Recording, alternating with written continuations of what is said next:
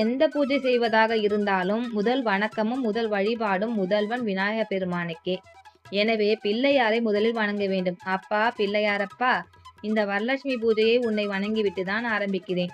நீதான் பூஜை நல்லபடியாக நடக்க துணை இருக்கணும் அப்படின்னு வேண்டிக்கங்க. அவ்வளவுதான்.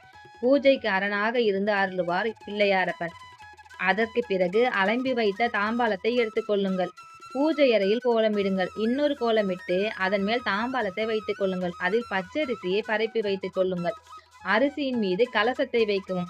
பழங்கள், வெற்றிலை பாக்கு, மஞ்சள், குங்குமம் முதலான மங்களை பொருட்களை வைக்க வேண்டும். மாதுளை, ஆரஞ்சு, திராட்சை, மாம்பழம் முதலான பழங்களையும், லட்டு அல்லது வேறு ஏதேனும் இனிப்பு, தயிர், தேன், நெய், கற்கண்டு, கொழுக்கட்டை, பசும்பால் முதலானவற்றை நெய்வேத்தியத்துக்கு வைத்துக் கொள்ள வேண்டும். இப்போது பூஜைக்கு தேவையானவை தயாராக இருக்கிறது தானே. வீட்டு வாசலில், அதாவது வீட்டின் நிலைவாசலில் நின்று கொண்டு வெளிப்பகுதியை பார்த்து கற்பூர ஆராதனை காட்ட வேண்டும். மகாலட்சுமியே, எங்கள் குலவிளக்கே, எங்கள் வம்ச விருட்சமே, கருணை கொண்டவளே, எங்கள் வீட்டுக்கு வா தாயே என்று அவளை, அதாவது லட்சுமி தேவியை அன்போடு அழைக்க வேண்டும். அழைத்தால் வராமலா இருப்பாள் அன்னை? வந்துவிட்டாள். இப்போது பூஜை அறைக்கு சென்று கலசத்திற்கு எதிரே அமர்ந்து கொண்டு ஆவாகனம் செய்து மகாலட்சுமி மனதார வேண்டுங்கள். கலசத்துக்கு குங்குமமும் பூஜையும் அர்ச்சனையும் செய்யுங்கள். குளிர குளிர பூஜை செய்யுங்கள். ஸ்தோத்திரம் சொல்லுங்கள். லலிதா சகஸ்ரநாமம் பாராயணம் செய்யுங்கள்.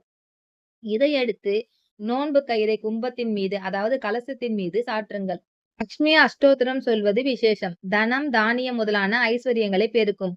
சுபிக்ஷத்தை தந்தருளும். 108 போற்றிகளை சொல்லி மகாலட்சுமி தாயாரை ஆராதனை செய்யுங்கள்.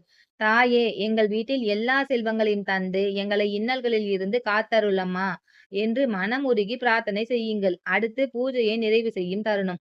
உங்கள் வீட்டில் மூத்த சுமங்கலிகள் வீட்டில் இருந்தால் அவர்களுக்கு பிரசாதத்தை வழங்குங்கள். பிரசாதம் கொடுத்துவிட்டு அவர்களை நமஸ்கரியுங்கள்.